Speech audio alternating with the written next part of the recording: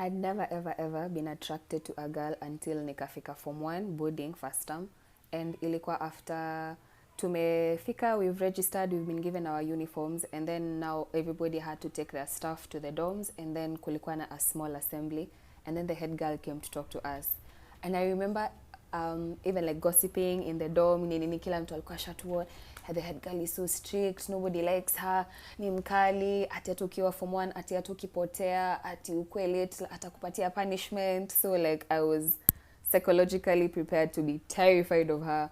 And then while she was giving the, alikuwa na to address, like kuna venye alikuwa pocket, and then I don't know, it just did things to me. And after prep, when we got to the dorms, I had a fucking sex dream about her. So before high school, I had never ever had anything about lesbianism, bisexuality. You know, those things don't exist. I was born in 96, so like those things weren't very common.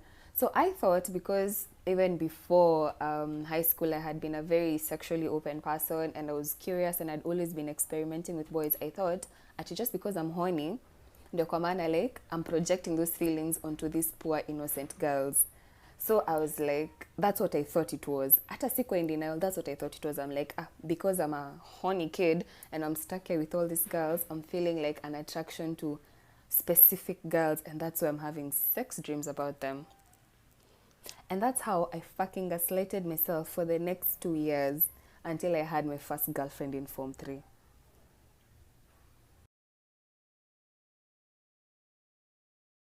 Story time about how I almost became a prostitute. So on my Instagram, I usually get DMs of people who are offering me money, and that loser just happens to be one of those people. So he DMs me saying, I think you're really pretty and I want to send you 1,000 rand. So I say my banking details and I see that the money has reflected, and I was so happy. So then we exchange numbers, and he says he wants to take me out for shopping and he wants to take me on a date in Sandton.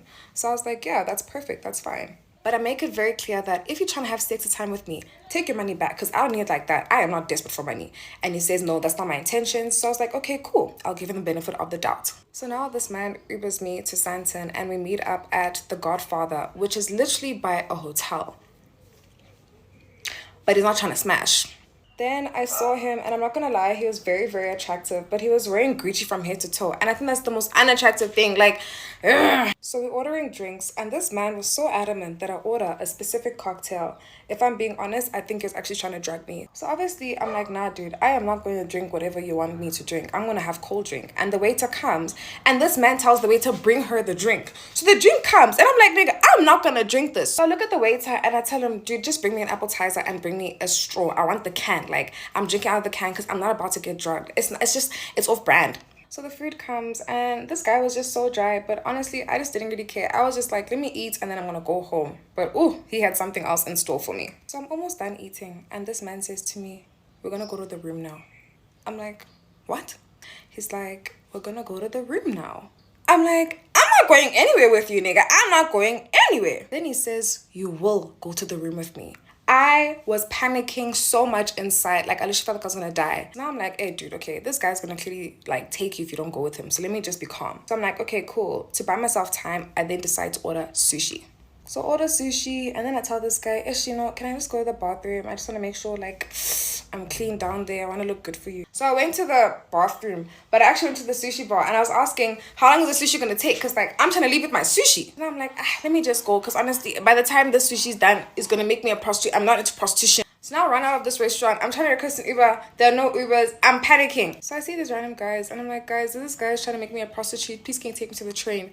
And they're like, okay, girl, don't worry, we got you. And they drove me to the train. So now this man is blowing up my phone, asking me where I am. And I'm like, dude, you're just trying to make me a prostitute. Like, I'm not going to come back. Then I got home, and I saw that he blocked me. And I was like, thank God. So when you go on dates, please be careful who you go on dates with. Like, take the lesson from me. There are crazy people out there who are going to want to prostitute you. Also, I look totally crazy, but I'm learning makeup every day. So we take it a day at a time. So hope you enjoyed the story time. Bye.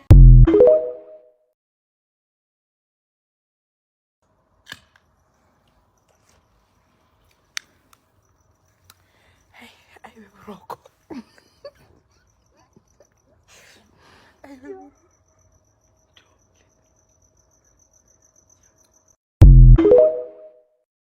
me it's your daughter's first job without saying it's her first job.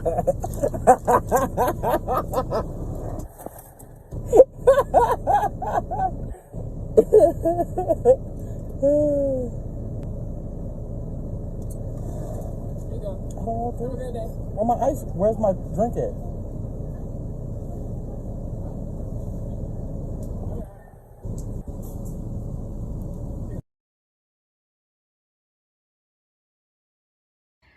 Believe me when I say, I would rather chew glass.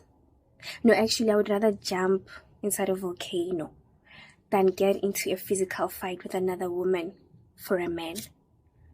I wonder if you catch me doing that, thunder fire me.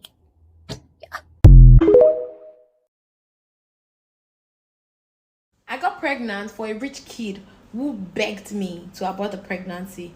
Story time. Whenever a man is begging you to abort a pregnancy, my sister, for your own good, just try. I was naive when I met this guy who comes from a rich home.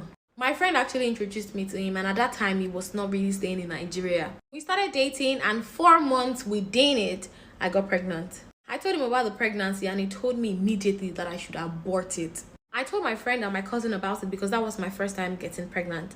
My friend said he was going to take me to a place where I was going to abort it, but my cousin went ahead to tell my whole family about the pregnancy. Then my family lied to me that if I aborted the pregnancy, I was going to die. This got me really scared, and I told my boyfriend that I cannot abort the pregnancy. My mom took his number and called him, and he came over to my house just to beg me to abort the pregnancy. My mom insisted that I cannot abort the pregnancy because I'm an only child. And this guy came over to our house together with his mom, and they started shouting on me. They really embarrassed us, and at the time, my uncle, who happens to be my mommy's sister's husband, was around. So this man told them that they should come inside so we can have a peaceful conversation. When they entered, this boy that I was dating told his family that I'm a prostitute and I want to tie him down with a pregnancy because I know he's from a rich home and I might not even know who the father of my baby is. And my cousin told my family about my pregnancy out of jealousy. She still went ahead to tell this guy that he should not accept my pregnancy because I already told her that he was not the father. I just wanted to pin the pregnancy on him. Mind you, my cousin also had an abortion recently that I covered up for her and I kept as a secret. This guy blocked me for 7 months, and his mom would always call me every day to curse me, to tell me that I can never marry our son. I think mothers should start preaching to their kids, their sons, to keep their wandering sticks in their pants and stop harassing people's daughters. It takes 2 to make a baby. Anyways, they said that I was not from a rich family and the boy already has a rich fiance that he's going to get married to. At 7 months, an old family friend saw me pregnant and she was shocked. She asked me who the father was and I narrated the story to her. She said the guy happens to be one of her husband's friends and she was going to talk to him. When we got there, my boyfriend's father said he was not aware of the whole situation and this man apologized to me. Anyways, the matter kept going on, caused a lot of issues till I gave birth, and these people gave me 30,000 naira. The child looked so much like him and he unblocked me and we started talking again. He started sending money for upkeep, calls us on video call. All of a sudden, his mom said the money he was sending to us was too much. Then the next month, this guy went ahead to send me 10,000 naira. He called me, he cursed me on the phone, and he blocked me again. What is his problem? What's this family's problem? He keeps blocking and unblocking me together with his family. When I was pregnant, he was saying he wanted the DNA. After I gave birth, he said he didn't want the DNA anymore. Anyways, this has really affected my mental health that I get sad every time I think about it. I think what she really needs is words of encouragement because the story is a lot. Story time about how my best friend lied to our parents and told them that I was pregnant. Fun fact, I went to one school my entire life from grade 1 until matric, so I was very excited when we had new students coming in grade 8 and one of these students happened to be this girl who was my best friend. So we became besties and we bonded like over things like trauma, and it was just like so nice. Like I was like in love with her. So skip to 2 years later, we're all bestie, and then we meet these group of guys and we all had, so it was a trio. It was myself, my friend, and another friend. So we had like one for each, but me and the other one would kind of share the other 2 gents. Weird. So we go to this park and we're just being stupid, guys. Kids are being kids. It's high school kids, man, come on. Then we started taking videos, and this is where the danger was. I don't know why we took videos. So in the videos, my friends were basically sitting on top of these guys, and because I'm a holy kid, I was not sitting on top of any boy. per. So then we all go home and I tell everybody delete your videos. So who deletes them? I delete them, my other friend deletes them, but who doesn't delete them? This girl. What happens? The mother sees the video. Now we're all in trouble. Then her mother sent the video to my mom, and long story short, we got into a lot of trouble. And now it's like my mom was not a fan of this girl. Then me and her started drifting because I just realized she doesn't want to hear the truth, and our friendship just was not working for me anymore. So I haven't spoken to this girl, guys. I don't know what's going on in her life. Please keep that in mind. Then one day my mom gets a call from her mom, and her mom is like, do you know what these girls have been up to? And my mom's like, what? And she's like, let me send you a video.